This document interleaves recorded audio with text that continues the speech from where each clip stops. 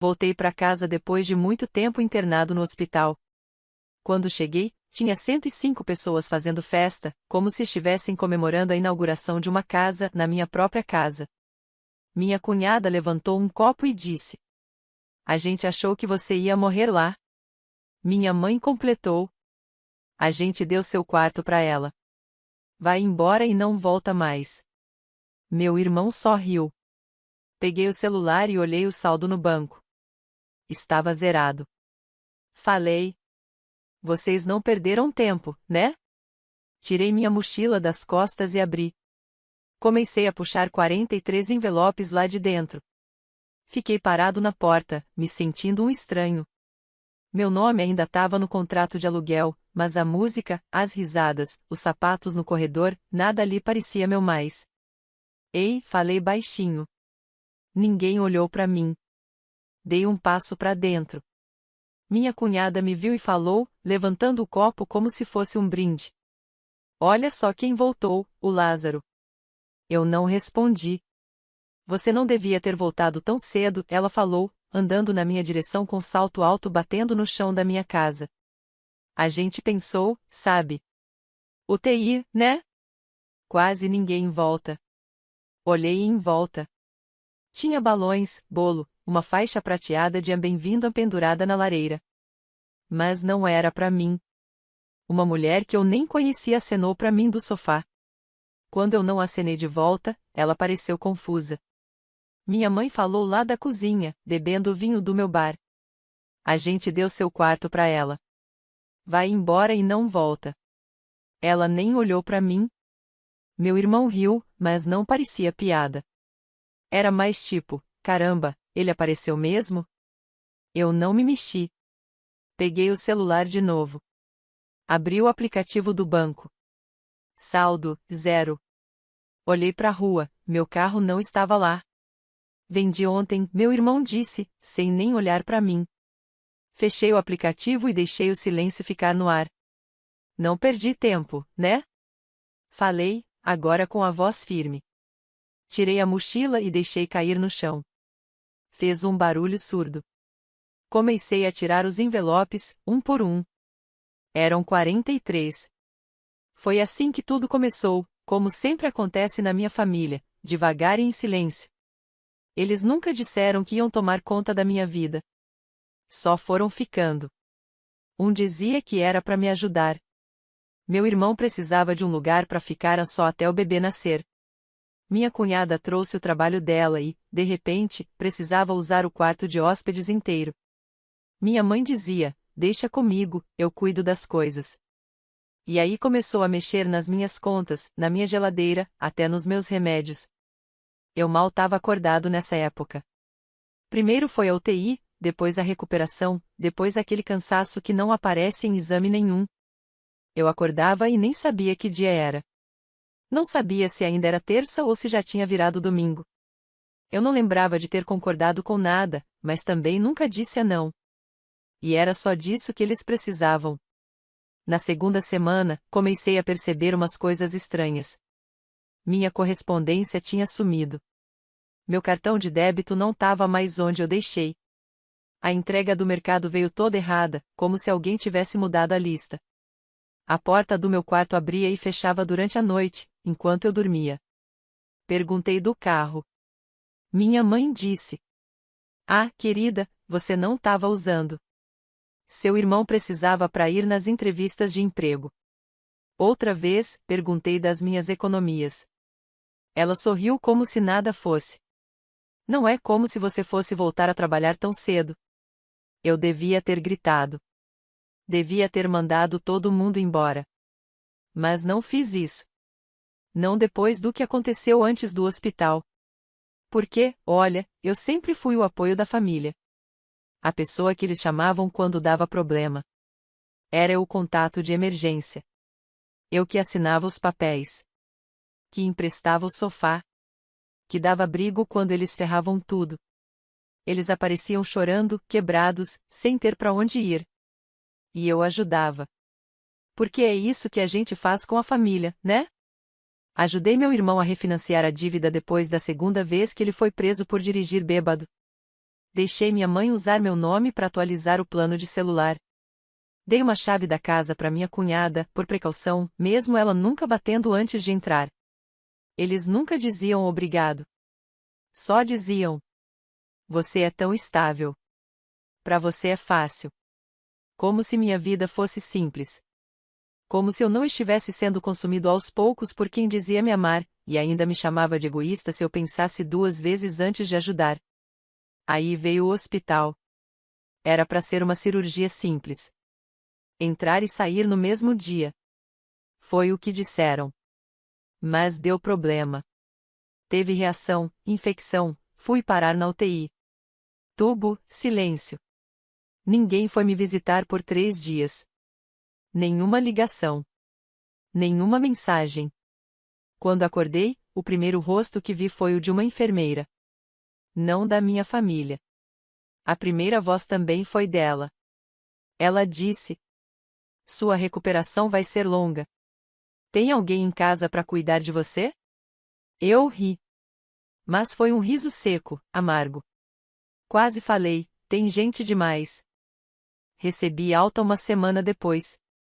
Peguei um táxi, paguei com meu cartão de emergência, cheguei em casa. Minha mãe estava abrindo uma caixa com etiqueta de frágil, como se tivesse acabado de se mudar. Meu irmão estava ajeitando a cadeira gamer dele na sala. Bem-vindo de volta, disseram juntos, como se nada tivesse acontecido. Isso foi há 3 semanas. Desde então, meus remédios acabam antes da hora. Meu quarto virou depósito. Tiraram meu nome das contas da casa. E o pior, toda vez que tento falar alguma coisa, eles dizem que eu tô exagerando. Você ainda tá se recuperando, diz minha mãe. Deixa que a gente cuida de tudo, diz minha cunhada. Tá tudo sob controle. Sob controle, né? Aí, uma noite, fui ver minhas contas. Até o último centavo tinha sumido. Eles esvaziaram tudo. Usaram meus cartões, minhas economias, até minha restituição do imposto de renda. E até o fundo de emergência. Aquele com senha que eles não deveriam saber. Eles agiram rápido. Tudo certinho, como se já tivessem planejado faz tempo. Liguei pro banco. Eles disseram que não bloquearam nada porque todas as compras foram feitas em aparelhos já cadastrados. Enquanto eu estava na cama do hospital, cheia de fios, eles estavam aqui tramando tudo. Não dormi aquela noite. Fiquei só sentada, travada, escutando as risadas vindo da sala. Alguém tinha pedido sushi. Nem perguntaram se eu queria. Foi ali que tudo mudou. Não foi raiva. Foi mais fundo que isso. Eu percebi, para eles, eu não era mais da família. Era só estrutura. Um recurso. Um banco com pernas que eles contavam que não ia voltar. E quando eu voltei e vi eles brindando na minha casa, tudo fez sentido. Eles já tinham me tirado da história. E eu cansei de ser o investimento deles. Peguei o 43º envelope e coloquei na mesa. Eles me olhavam como se eu tivesse crescido outra cabeça. A mão da minha mãe tremia quando ela baixou a taça de vinho. Meu irmão parou de rir. Minha cunhada deu um passo para trás, devagar, como se eu fosse explodir.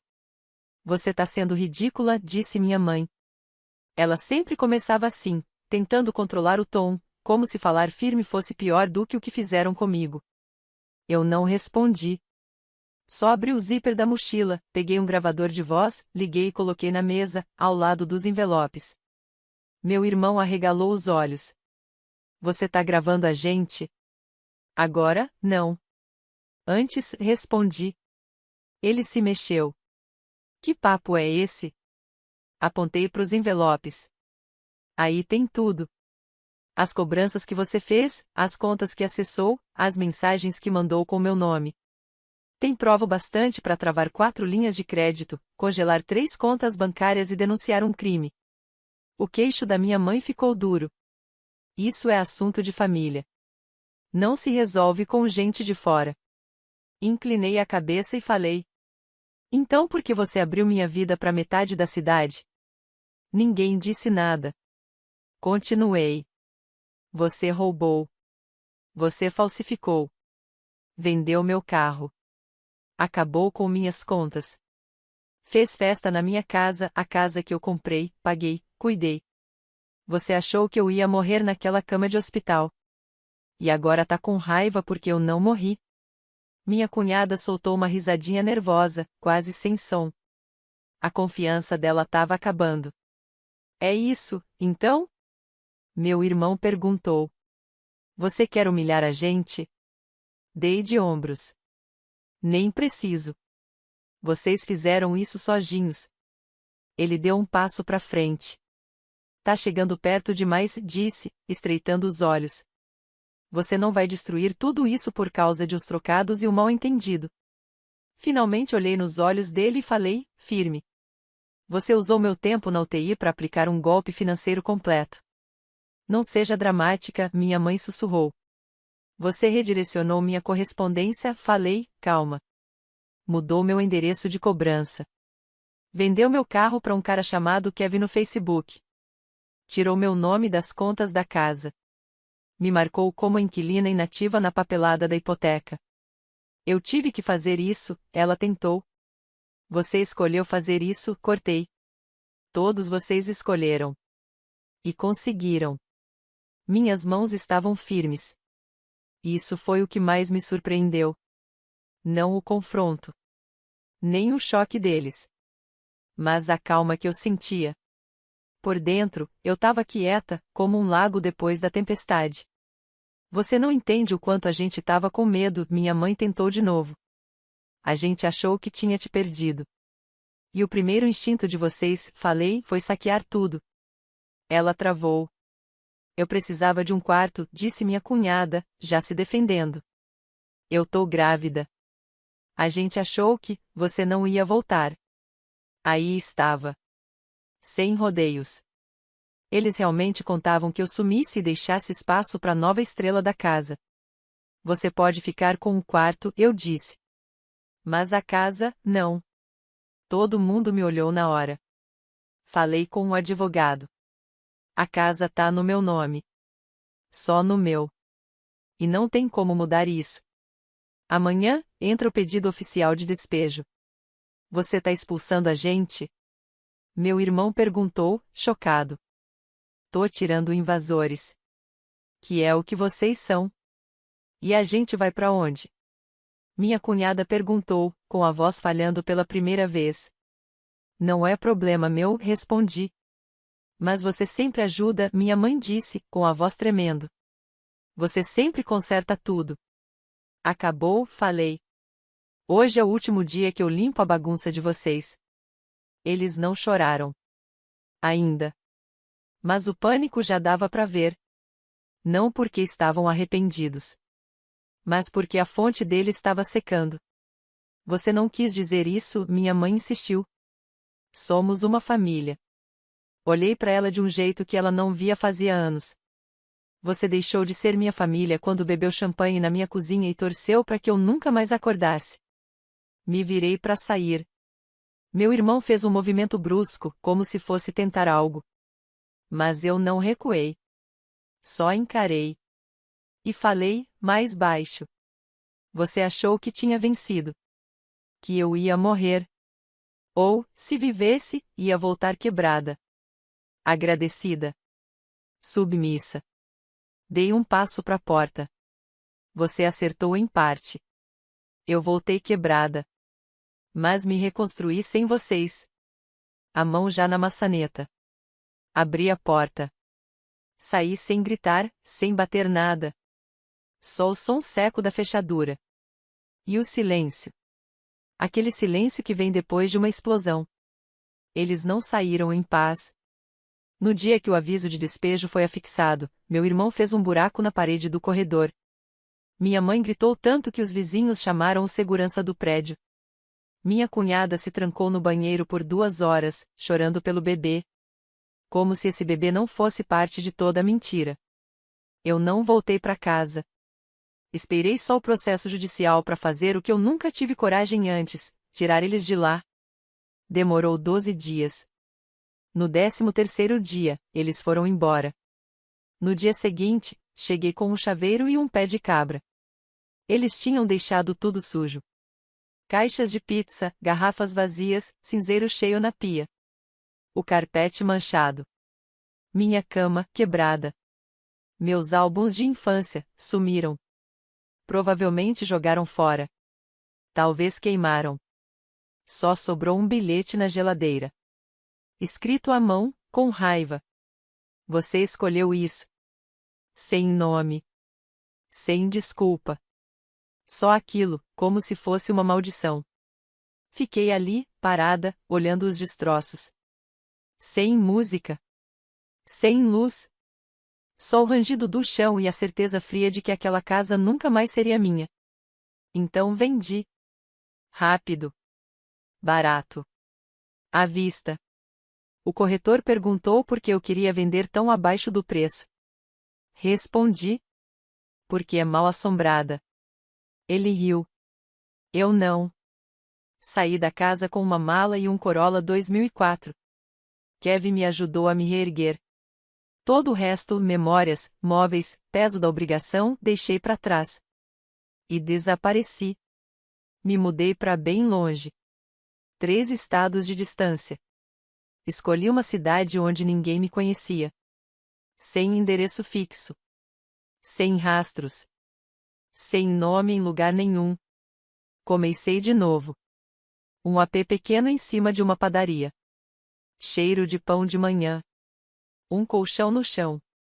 2 xícaras, 2 pratos, uma frigideira. Fazia ovos e torradas e nunca precisei me perguntar se alguém tinha mexido na minha comida. Isso, para mim, era luxo. Arrumei um trabalho como organizador de livros numa biblioteca que ninguém visitava. Me pagavam em dinheiro vivo. Eu falava pouco, trabalhava muito. Tava cansado de ser o narrador da história dos outros. As semanas passaram. Aí, um dia, chegou uma carta. Sem remetente. Dentro, uma foto de um bebê que eu não reconheci. No verso, um bilhete rabiscado. Você vai se arrepender de perder isso. Eu queimei. Não por raiva. Por clareza. Aquela criança merece amor, mas amor não é culpa. E eu não ia deixar me puxarem de volta assim. Aí veio a virada real. Numa tarde, a Joy, minha vizinha de baixo, dona da padaria, mulher de uns 50 e poucos, esperta como só, me chamou. Tem um cara lá fora fazendo perguntas, ela disse. Parece da família. Eu congelei por dentro. Saí pelos fundos, firme, mas preparado. E lá estava ele, tio Mark. A ovelha negra da família. Aquele que sumiu anos atrás depois de se recusar a assinar um empréstimo pro meu pai. Não esperava te encontrar, ele disse, acendendo um cigarro. Mas sua mãe tá perguntando por aí. Fiquei quieto. Ele soltou a fumaça. Ela tá destruída. Seu irmão tá com acusação de roubo de identidade. Adivinha qual nome ele usou dessa vez? Silêncio da minha parte. Tio Mark bateu o cigarro, me encarou bem nos olhos. Eles estão desmoronando. Devagar, mas tá acontecendo. Sua mãe me ligou semana passada. Disse que, e eu cito. Ele envenenou a família. Eu sorri de leve. Ela não tá errada, respondi. Às vezes o veneno é só a cura que ninguém reconheceu. Ele riu, seco. Bom, ela quer que você saiba que nunca parou de lutar. E você? Perguntei. Parou? Olhei firme para ele. Não. Agora tô escolhendo um lado. Ele assentiu. Finalmente. Você sempre foi meio mole. Não sou mais. Ele me entregou um celular descartável. Usa se precisar avisar alguém. Eles estão desesperados. E gente desesperada faz barulho. Fiquei com o telefone. Mas nunca usei. 2 semanas depois, vi a notícia. Jornal local. Manchete em letras grandes. Família investigada por fraude financeira. As fotos estavam borradas, mas eu conhecia aqueles rostos. Conhecia os crimes. Conhecia o banco que fez a denúncia. O mesmo banco pro qual entreguei todos os documentos. Naquela noite, fiquei sentado no escuro. sem comemorar, sem sorrir, só respirando. Inspirar, alívio. Expirar, fim. Depois vieram as mensagens. Números desconhecidos. Não era nossa intenção. Era só por dinheiro. Estávamos com medo. Você destruiu tudo. Bloqueei um por um. Aí veio um áudio de outro número. Era minha cunhada. Sussurrando. Com a voz embargada. Ele se foi. Ele fugiu. E agora estão todos olhando para mim. Não tenho mais ninguém. Espero que tenha valido a pena. Não respondi. Mas naquele momento entendi. Eles ainda achavam que era vingança. Mas não era. Era sobrepeso. E o meu, finalmente, foi colocado no chão. Tudo começou com uma batida na porta. Leve, devagar, educada demais para vir de alguém do meu passado. Mesmo assim, meu corpo travou. Abri a porta devagar. Kevin estava ali. No colo, uma criança pequena. O bebê? Perguntei. Sua sobrinha, disse ele. O cabelo dela estava mais comprido, enroladinho nas pontas, igual ao da minha cunhada. Mas os olhos eram meus. Ele não disse um oi. Precisamos conversar, falou. Deixei ele entrar. Sentamos à mesa da cozinha. Ele serviu um copo d'água. Eu esperei. Ela é legalmente sua, disse ele. Pisquei, confusa. O quê? Ele me entregou um documento. O Estado emitiu uma tutela temporária, com meu nome. Eu nunca assinei isso, falei. Ele me olhou nos olhos. Eu sei. Foi sua mãe. Usou uma assinatura antiga que achei num pedido de empréstimo na sua correspondência. Olhei o papel. Senti uma raiva gelada no peito. Eles achavam que, se oficializassem, você teria que voltar. Que a culpa ia te prender. Que você salvaria o bebê, e, com isso, salvaria ela. E você? Perguntei. Eu aceitei desde o momento em que soube, respondeu. Não dava para deixar mais uma criança crescer naquele meio. Respirei fundo. 2 vezes. Você podia ter ido embora, falei. Ele deu de ombros. E você também. O bebê se mexeu. Estendi a mão sem pensar. Ela não recuou. Ela ainda não entende, disse ele.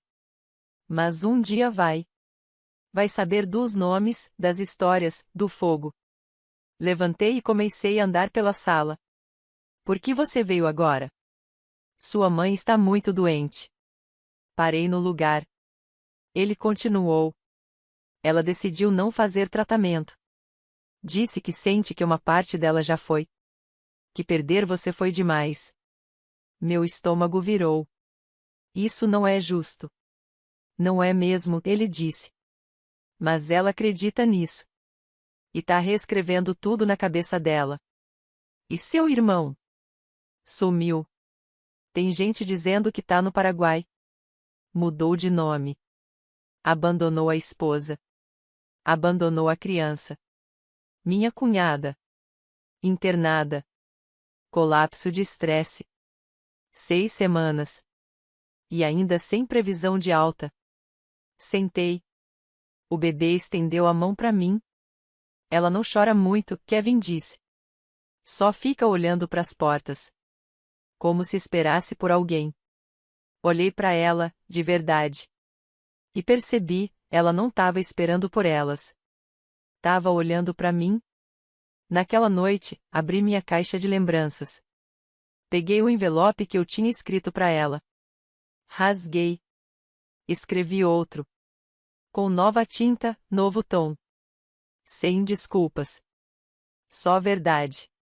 Você não é responsável pelo fogo deles. Você só é responsável por aquilo que escolher fazer crescer das cinzas. Escrevi outra para minha mãe. Curta. Você quebrou tudo. E ainda assim esperava que eu consertasse. Mas mesmo que você morra achando que eu te abandonei, eu vou viver sabendo que finalmente me salvei. Eu não enviei a carta. Só coloquei ela na caneca velha da minha mãe, aquela que ela esqueceu quando eles saquearam a cozinha. Depois, fui até o hospital. Passei pela segurança, pelas enfermeiras, e achei o quarto dela. Ela parecia pequena. Encolhida. Nada daquela mulher forte e mandona. Só, cansada. Abriu os olhos e deu um sorrisinho fraco. Eu sabia que você viria. Eu não respondi. Fiquei com o quarto, ela sussurrou. Aquele com as paredes azuis, pro bebê? Pensei que, talvez você perdoasse a gente se ela estivesse segura. Sentei na cadeira. Segura, repeti. Você acha que ela está melhor com estranhos? Ela tá melhor, falei. Porque eles não são você. Ela se encolheu um pouco. Tossiu. Limpou os lábios com a mão. Eu só queria a gente inteiro de novo, disse. Você nunca quis isso, falei baixinho. Você queria eu quebrada e útil. Os olhos dela encheram de lágrimas. Você parece com seu pai? Não, eu respondi. Eu pareço com alguém que parou de pedir desculpa. Me levantei. Você nunca mais vai ver ela. Mas ela também é minha. Não. Ela não é posse de ninguém. E nunca vai carregar a nossa vergonha. Semanas se passaram. O tribunal finalizou a guarda. Agora era oficialmente minha. Kevin transferiu tudo sem brigar. Ele só disse: faz ela rir sempre.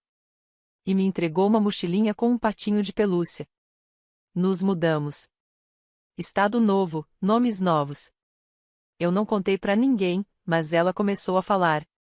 Não muito. Algumas palavrinhas. Um dia, a gente estava no parque. Ela apontou para uma árvore e disse: foi ali que você me achou. Não, falei sorrindo. Foi ali que a gente começou. Ela sorriu. O primeiro sorriso de verdade. E naquele momento, eu soube. Eles achavam que me amaldiçoaram com o fogo deles. Mas tudo o que fizeram foi acender o fósforo. E com isso, eu construí algo melhor.